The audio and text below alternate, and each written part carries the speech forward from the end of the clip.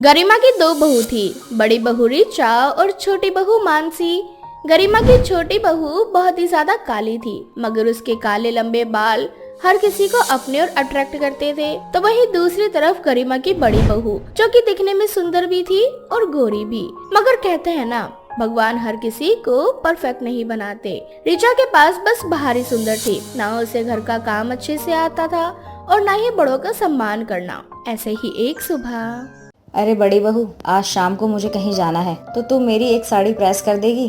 छोटी बहू जरा किसी काम में लगी हुई है, वरना मैं उसे ही बोल देती। माँ जी, आप टेंशन क्यों लेती हो? मैं हूँ ना इस घर की बड़ी बहू, मैं हूँ ही इसीलिए। आप ना बेफिक्र होकर घर का कोई भी काम मुझे दे दिया करो। अच्छा ठीक है, बस ना ये साड़ी अच्छे से प्रेस कर देना। 1 घंटे बाद मुझे निकलना है, बस थोड़ी देर में आती हूँ। आप बिल्कुल टेंशन मत लीजिए, बस 15 मिनट के अंदर आपकी साड़ी प्रेस कर दूंगी। सास के कहने पर ऋचा साड़ी प्रेस करने लगती है। ऋचा का ध्यान फोन में भी था। फोन चलाते चलाते वो साड़ी प्रेस कर रही थी कि अचानक से प्रेस का टेम्परेचर हाई हो जाता है और वो साड़ी जल जाती है। ऋचा बहुत ज्यादा घबरा जाती है कि अब क्या करूं।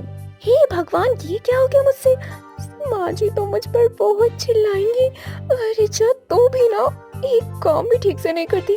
फोन चलाना जरूरी था क्या? क्या करूं भगवान जी? अगर माँ जी को पता चल गया तो वो बहुत चिल्लाएंगे। तभी वहाँ ऋचा की सास आ जाती है। ऋचा की सास जली हुई साड़ी भी देख लेती है और ऋचा की बातें भी सुन लेती है। तभी ऋचा पर गुस्सा करते हुए वो बोलती है, सत्यानाश कर दिया ना, इसीलिए डर रही थी मैं तुझे कोई काम दूं या ना दूं। तुझे ना बस साज सिंगार करवा लो, इन सारी चीजों से फुर्सत तो मिलती नहीं है। अरे फोन चलाते चलाते प्रेस कर रही है कपड़े। तेरी जगह अगर ये काम मैंने छोटी बहू को दिया होता तो अब तक वो अच्छे से साड़ी प्रेस करके मुझे दे दी होती।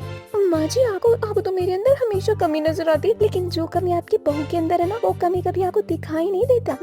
आपने कभी अपनी बहू की शक्ल देखी? इतनी ज्यादा काली और बदसूरत है, फिर भी आप उसी से प्यार करती हैं। क्योंकि वो रंग से काली है और तू मन से काली है। जो चीज भगवान ने बनाकर दी है ना, उस पे हमारा कोई कंट्रोल नहीं है। जिस चीज पे तेरा कंट्रोल हो सकता है ना, उस पे तो तू कंट्रोल कर नहीं सकती है, जैसे तेरा मन और बुरा व्यवहार। माँ जी, जानती हूँ मुझसे गलती हो गई, और एक साड़ी ही तो है।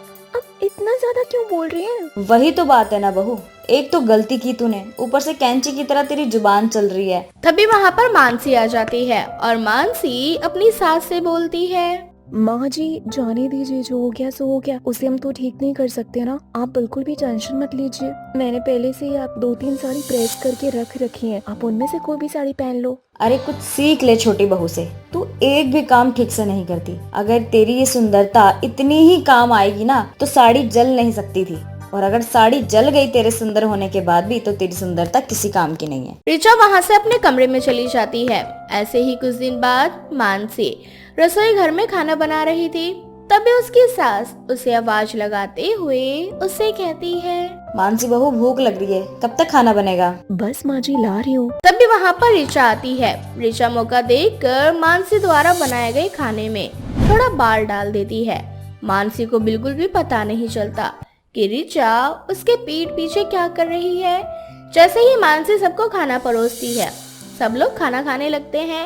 अचानक से कुछ बाल उसकी सास के मुंह में आ जाते हैं, जिससे उसकी सास को बहुत गुस्सा आता है और वो मानसी से बोलती है, ये सब क्या है मानसी बहू? मुझे ना तुझसे ये उम्मीद तो बिल्कुल भी नहीं थी। अरे आज खाने में बाल, ये सब क्या है? माफ करना माँ जी, लेकिन मैं तो हमेशा से अपने बालों को अच्छे से बांधकर सिर पर पल्लू कर ही खाना बनाती हूँ।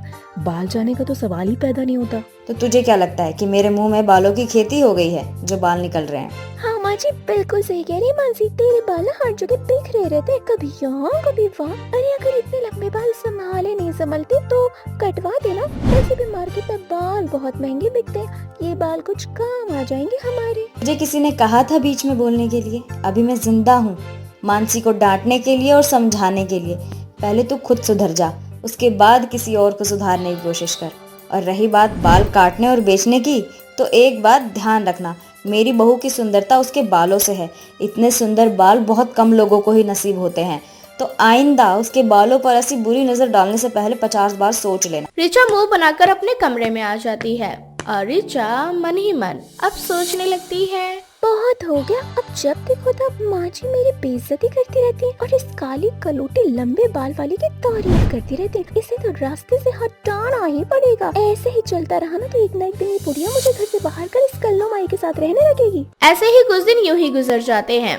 ऐसे ही एक दिन मानसी रसोई में काम कर रही थी, तभी वहाँ पर ऋचा भी आती है और ऋचा मानसी से कहती है, अरे मानसी तुम थक गई होगी, देखो मैंने इस गर्मी में ना मैंगो शेक बनाया, आओ तुम भी पी लो इसे। मानसी ऋचा द्वारा बनाए गए मैंगो शेक पीने लगती है। दरअसल मैंगो शेक में ऋचा ने नींद की गोलियां मिला दी थी। मैंगो शेक पीने के बाद मानसी को नींद आ जाती है और वो अपने कमरे में सो जाती है। तभी ऋचा मौका देखकर मानसी के कमरे में जाती है और मानसी के सारे लंबे बाल काट कर जमीन पर बिखेर देती है। थोड़ी ही देर बाद मानसी की जब आंखें खुलती है तो उसका रो रो कर बहुत बुरा हाल हो जाता है। उसे समझ में नहीं आ रहा था कि आखिर उसके लंबे बालों को किसने काटा। तभी वहाँ पर उसकी सास और ऋचा आती है। वो दोनों उसे समझाते हुए कहती है, मुझे तो ये समझ में नहीं आ रहा कि ऐसी बुरी हरकत किसने करी है, लेकिन याद रखना जिसने भी ये गंदी हरकत की है ना मेरी बहू के साथ, एक दिन भगवान उसके साथ इतना बुरा करेगा कि वो हमेशा अपनी गलती पे पछताता रहेगा। मामा जी आप बिल्कुल सही कह रहे हो, पता नहीं कौन हमारी मानसी से जलता है। ऐसे ही समय बीत जाता है। धीरे धीरे मानसी अपने बालों की और ज्यादा केयर करने लगती है और कहीं ना कहीं उसके बाल फिर से उगना शुरू हो जाते हैं। तो वहीं दूसरी तरफ ऋचा के बाल दिन प्रतिदिन और ज्यादा झड़ने लगते हैं। धीरे धीरे वो गंजी होने लगी थी। ऋचा बहुत ज्यादा दुखी थी और वो यहाँ वहाँ डॉक्टर से अपने बालों को दिखाने लगती है, लेकिन उसके बालों पर कोई भी मेडिसिन या फिर कोई भी घरेलू नुस्खा असर नहीं दिखा रहा था। आखिरकार वो दिन आ ही जाता है जब ऋचा के सारे बाल हट जाते हैं और वो हमेशा के लिए गंजी हो जाती है। वो बहुत बुरी तरह से रोने लगती है। माँ जी आज मुझे अपने किए पर बहुत पछतावा हो रहा है। ये सब कुछ ना मेरे बुरे कर्मों का नतीजा है। मैंने ना मानसी के बालों को काट दिया था और आज देखो भगवान ने मेरे सिर पर बाल हमेशा हमेशा के लिए हटा दिए। मैं गंजी हो गई माँ जी, मुझे बहुत बुरा लग रहा है। अब क्या कर सकते हैं, कहते हैं ना जब इंसान बदले की भावना में रहता है ना तो उसे कुछ भी समझ में नहीं आता। उसे बस ये दिखाई देता है कि उसे बदला लेना है, फिर चाहे उसके लिए गलत करना पड़े सही करना पड़े, वो बस बदला लेना चाहता है। लेकिन एक चीज हमें हमेशा ध्यान में रखना चाहिए कि गलत कर्म का नतीजा हमेशा बुरा ही होता है। बेचारी ऋचा, उसे अपने बुरे कर्मों का फल मिल जाता है। अब उसे हमेशा हमेशा के लिए नकली बालों का सहारा लेकर अपने जीवन में आगे बढ़ना पड़ता है। ये कहानी है सुमन की, जो बड़ी तो हो चुकी थी पर उसके कपड़ों में पॉटी करने की आदत नहीं गई थी। सुमन और उसकी माँ ने ये बात पूरी दुनिया से छुपा कर रखी थी। आज सुमन की शादी को 1 महीना हो चुका था और 1 महीने बाद उसका पति रौनक और इस बात की खुशी सुमन और उसकी सास को थी। पर सुमन को खुशी के साथ डर भी था कि कहीं रौनक को उसका सच ना पता चल जाए। सुमन बहू, मैं जानती हूँ कि तू आज बहुत खुश होगी क्योंकि 1 महीने बाद तू अपने पति को देखेगी। जानती हूँ मैं कितना बुरा लगता होगा जब शादी के तुरंत बाद पति अपनी ड्यूटी के लिए काम पर चला जाए तो। नहीं नहीं माँ जी ऐसा कुछ नहीं, मैं तो खुश हूँ कि मैंने एक फौजी से शादी करी है। पर माँ जी रौनक जी को इतनी जल्दी छुट्टी कैसे मिल गई? मेरा मतलब है अभी 1 महीने पहले तो शादी में उन्हें छुट्टी मिली थी। वो इसलिए बहू क्योंकि रौनक की जब से नौकरी लगी है तब से उसने एक बार भी छुट्टी नहीं ली है।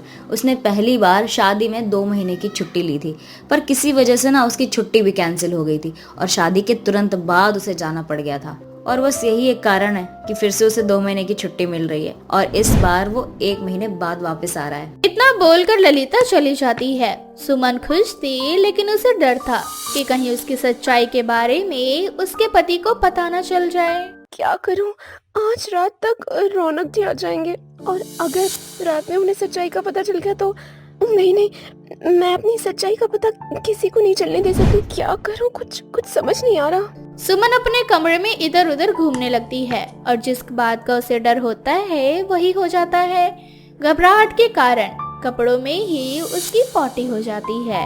हे भगवान, अब क्या करूं? अगर ऐसे ही चलता रहा तो लग रहा है बहुत जल्द रौनक जी को सब पता चल जाएगा। अब जल्दी से सुमन अपने कपड़े बदल लेती है और कपड़े बदल कर जब बाहर हॉल में जाती है तो वो देखती है कि उसकी सास ललिता एक छोटे से बच्चे को खिला रही है। क्या हुआ बेटा, तुझे माँ के पास जाना है? एक काम कर, तू अपनी माँ के पास चली जा। तू बस अपनी माँ से ही प्यार करती है। माँ जी, आप फिर से इस बच्चे को घर ले आई। आप इस तरह से इस बच्चे के साथ खेलती हैं, साफ जाहिर होता है आपको छोटे बच्चे कितने पसंद है। हाँ बहू, मुझे ना छोटे बच्चों से बहुत प्यार है और मैं चाहती हूँ कि तू जल्द से जल्द मुझे ना एक वारिस दे दे इस घर में, ताकि मैं अपने पोता पोती के साथ खेलूं। माँ जी, अब मैं आपको कैसे बताऊं, यहाँ मैं अपनी पोटी रोक नहीं पाती। बच्चे को कैसे संभालूंगी? मैं अपने बच्चे की पोटी साफ करूंगी कि अपनी? क्या सोचने लगी? नहीं माँ जी, कुछ नहीं। अच्छा ले, तू थोड़ी देर खिला ले जब तक मैं दवाई खा लेती हूँ। अब ललिता छोटे से बच्चे को सुमन की गोद में देखती है और वो बच्चा सुमन की गोद में जाते ही सुसु कर देता है, जिसके बाद सुमन अपनी सास से कहती है, माँ जी, इसने तो मेरे ऊपर सूसू पोटी दोनों कर दिया, अब मैं क्या करूँ? हाँ हाँ बहू, बच्चे ने सुसु और पोटी ही तो किया है और वैसे भी बच्चों का यही काम है। और इसकी माँ तो इसे हमेशा हगिस पहना कर रखती है, पर लगता है कि आज इसकी माँ ने इसे हगिस पहनाना भूल गई और मुझे दे दिया ऐसे ही। पर कोई बात नहीं, मैं आकर दवाई खा लूंगी। पहले मैं इस बच्चे को इसकी माँ के पास छोड़ कर आती हूँ। इतना बोलकर ललिता सुमन के हाथों से उस बच्चे को ले लेती है और उसे लेकर वहाँ से चली जाती है, जिसके बाद सुमन के दिमाग में एक प्लान बनता है और वो खुद से कहती है, हगीज, ये आइडिया मेरे दिमाग में पहले क्यों नहीं आया? अब तो एडल्ट का भी हगीज आता है। ये सही रहेगा। जब तक रौनक जी रहेंगे मैं हगीज पहन कर रखा करूँ। क्या था, अब सुमन अपनी सच्चाई सबसे छुपाने के लिए जल्दी से दुकान से जाकर कुछ डायपर के पैकेट्स लेकर आती है और जब शाम को रौनक घर आता है तो उसके आने से पहले ही सुमन हगीज पहन लेती है। मैं आ गया। कैसे हो आप दोनों? आज अपनी बीवी को इस तरह से देखकर मुझे बहुत अच्छा लग रहा है। मुझे भी आपको इस तरह से देखकर बहुत खुशी हो रही है। आज कितने दिनों बाद हम सब एक साथ खाना खाएंगे। चलिए खाना खा लीजिए, आज मैंने आपकी मनपसंद की चीजें बनाई है। अब सुमन ने हगीज पहना हुआ था, इसलिए वो अपनी सारी परेशानियों से बेफिक्र होकर रौनक के साथ अपना समय बिताती है और रौनक को भी सुमन की इस बीमारी के बारे में पता नहीं चलता। अब इसी तरह से आए दिन सुमन हगीज पहनकर घूमती और किसी को इसकी भनक भी नहीं होने देती और सुमन सबकी नजरों से छुपकर हगीज को कूड़े के साथ फेंकाती। ऐसे ही एक दिन जोरदार बारिश हो रही होती है। आज बारिश कितनी ज्यादा हो रही है, ये तो रुकने का नाम ही नहीं ले रही। आज तो मेरे दोनों हगीज खराब हो चुके, तीसरा भी खराब होने वाला है। इतने सारे हगीज को कैसे फेंकूंगी, कहाँ जाऊंगी, कहीं मैं पकड़ी ना जाऊं। इस सोच में डूबी सुमन को कुछ समझ नहीं आ रहा था और वो तभी कमरे में रौनक आ जाता है। कमरे में रौनक के आते ही थोड़ी बदबू सी आती है और वो सुमन से कहता है, सुमन, तुम कमरे में खड़ी कैसे हो? क्या तुम्हें कमरे में कोई बदबू नहीं आ रही? बदबू? ये बदबू तो मेरे हगीज की है जिसमें मैंने सूसू और पोटी किया हुआ है। बारिश की वजह से मैंने उसे कमरे में ही बेड के नीचे पन्नी में डालकर छुपा रखा है, कहीं रौनक जी की नजर न पड़ जाए। हे भगवान, जल्दी से इस बारिश को रोक दो ताकि मैं अपने खराब हगीज फेंक सकूं। सुमन, क्या सोच रही हो बताओ? मुझे लगता है रौनक जी बारिश की वजह से ही बदबू आ रही है। आप जानते हैं ना, हमारे सामने वाले घर में कितने सारे छोटे बच्चे, वो सारे बच्चे सूसू पोटी करते हैं। सुबह से बारिश हो रही है, लगता है उनकी माँ हगीज नहीं फेंक कर आ पाई होंगी। तुम शायद बिल्कुल सही कह रही हो। एक काम करो, तुम खिड़की बंद कर दो। इस खिड़की के ही जरिए घर में बदबू आ रही है। बदबू के चलते रौनक अपने कमरे से चला जाता है तो वहीं दूसरी ओर सुमन बारिश के बंद होने का इंतजार करती है, पर बारिश बंद नहीं होती, जिसके बाद सुमन ठान लेती है कि वो इस बारिश का फायदा उठाएगी और अपने सारे हगीज नाली में फेंक देगी। माफ करना सामने वाली पड़ोसन, अगर ये हगीज पकड़े भी गए तो बारिश के पानी से खराब हो चुके होंगे और सबको यही लगेगा कि ये तुम्हारा काम है। मुझे बस अपनी सच्चाई छिपानी है। अगर किसी को मेरी सच्चाई का पता चल गया तो मेरी शादीशुदा जिंदगी बर्बाद हो जाएगी। सुमन को खुद बचने के लिए अपने डायपर्स नाली में फेंकने पड़ते हैं और ये सब कुछ रौनक देख लेता है, पर रौनक सुमन से कुछ नहीं कहता और जब अलमारी खोलता है तो वो देखता है कि अलमारी में भी बहुत सारे अडल्ट डायपर्स रखे हुए हैं, जिसके बाद रौनक को सुमन पर शक होने लगता है और वह सुमन पर नजर रखता है, जिसके बाद रौनक को पता चल जाता है कि सुमन को कपड़े में ही पॉटी करने की आदत है। सुमन, तुमने मुझे क्यों नहीं बताया कि तुम्हें कपड़ों में ही पॉटी हो जाती है? ये आप क्या कह रहे हैं रौनक जी? मैं बड़ी हो चुकी हूँ, मैं घर की बहू हूँ, भला मैं कपड़ों में इस तरह की हरकत क्यों करूँगी? झूठ बोलना बंद करो। मैं एक फौजी हूँ और फौजी की नजरों से कोई नहीं बच पाता। मैं सब जान चुका हूँ, इसलिए तुम मुझे सच बता दो ताकि मैं तुम्हारा इलाज करवा सकूँ। रौनक की बात सुनकर सुमन सारा सच रौनक को बता देती है और रौनक सुमन का साथ देता है और उसका इलाज करवाता है। इलाज की वजह से सुमन की इस हरकत में सुधार आ जाता है। रागिनी और विजय दोनों एक दूसरे से बहुत प्यार करते थे और जल्द ही दोनों शादी के बंधन में बंधने वाले थे। दोनों के परिवार वाले खुशी खुशी उनकी शादी करवाना चाहते थे। रागिनी दिखने में बहुत खूबसूरत थी, हर कोई उसकी खूबसूरती की तारीफ किया करता था। ऐसे ही एक दिन रागिनी की सास पुष्पा अपनी नई बहू के लिए साड़ी लेने के लिए एक दुकान पर जाती है और दुकान वाले से कहती है, अरे भैया, जरा मुझे एक साड़ी दिखा दो। मुझे मेरी होने वाली बहू के लिए खरीदना है। मेरी बहू दिखने में बहुत ही ज़्यादा सुंदर है और बहुत ही ज़्यादा गोरी है, तो बहू की खूबसूरती के हिसाब से ही साड़ी दिखाना। आपकी दुकान में जो सबसे ज़्यादा महंगी और खूबसूरत साड़ी हो वो मुझे दिखा दो। आप चिंता मत कीजिए, आपकी बहू के लिए तो मैं लाखों में एक साड़ी निकाल कर दिखाऊंगा। इस तरह से पुष्पा अपनी बहू के लिए खूब सारी साड़ियों की शॉपिंग कर लेती है। तो वहीं दूसरी तरफ रागिनी के घर में भी शादी को लेकर जोर शोर से तैयारियां चल रही थी। रागिनी अपनी माँ से कहती है, मैं जरा पार्लर जा रही हूँ, आज मेरा फेशियल है तो आने में थोड़ा समय लग जाएगा। बेटा, शादी का दिन नजदीक आ रहा है और ऐसे में तुझे बार बार आना जाना बिल्कुल भी सही नहीं है। अगर थोड़े पैसे एक्स्ट्रा ही लग रहे हैं तो यही सही कि पार्लर वाली को तू घर पे बुला ले, जो भी तुझे करवाना है करवा ले, लेकिन तेरा बाहर आना जाना बिल्कुल भी सही नहीं है। नजर लगती है ऐसे में दूल्हा दुल्हन को बहुत ज्यादा। माँ, अब आप पता नहीं कौन से ख्यालों में खो रही हैं। आजकल के समय में ऐसी बातें कौन करता है? तुम आजकल के बच्चे हर चीज को मजाक में ले लेते हो, बात को समझने की कोशिश नहीं कर रहे हो। जो मैं कह रही हूँ उसे बस मान ले। कुछ दिन की मेहमान है तू इस घर में, कम से कम जाते जाते तो अपनी माँ को उदास मत कर। अच्छा ठीक है, लेकिन आज जो मैंने अपॉइंटमेंट ले रखी है पार्लर में वो तो जाके पूरी कराओ। उसके बाद आगे का जो भी ट्रीटमेंट है वो मैं घर पर करवा लूंगी। अब तो खुश हो ना आप? तू दिखने में वैसे इतनी ज्यादा सुंदर है, तुझे और क्या जरूरत है सब करवाने की? मुझे अपने आप को पैम्पर करना बहुत अच्छा लगता है माँ, और मैं ना शादी में सबसे सुंदर नजर आना चाहती हूँ। इस तरह से रागिनी पार्लर की ओर चली जाती है। रागिनी अपने फेस पर ना जाने कितने सारे केमिकल ट्रीटमेंट करवाती है और ट्रीटमेंट के दौरान शॉर्ट सर्किट होने की वजह से रागिनी का चेहरा जल जाता है। उसे पास के ही अस्पताल में एडमिट कराया जाता है। रागिनी का थोड़ा सा चेहरा शॉर्ट सर्किट होने की वजह से झुलस गया था। थोड़ी देर बाद जब रागिनी को होश आता है तो वो बहुत रो रही होती है। रोते रोते अपनी माँ से कहती है, माँ, मैं विजय से बहुत प्यार करती हूँ और मैं उसे खोना नहीं चाहती। मैं नहीं चाहती कि मेरे इस चेहरे के कारण मेरा रिश्ता टूटे। इसलिए माँ, आप मुझसे वादा करो कि आप ये बात मेरे ससुराल वालों को, यहाँ तक कि विजय को भी नहीं बताओगी। तू चिंता मत कर, ये बात मैं किसी को नहीं बताऊंगी। बाकी ये जख्म भरने में थोड़ा टाइम लगेगा। मुझे नहीं पता, अब कैसे भी कोई बहाना लगाकर मुझे शादी के बाद ससुराल में जाने देना। बेटी की खुशी के आगे रागिनी की माँ को झुकना ही पड़ता है और वो अपने समधन को फोन करके कहती है, देखिए समधन जी, आपसे एक जरूरी बात करनी थी। अगर आप बुरा ना माने तो एक बात बोलूं? अरे बोलिए बहन जी, इसमें इतना सोचने वाली क्या बात है? अब तो हम रिश्तेदार हैं।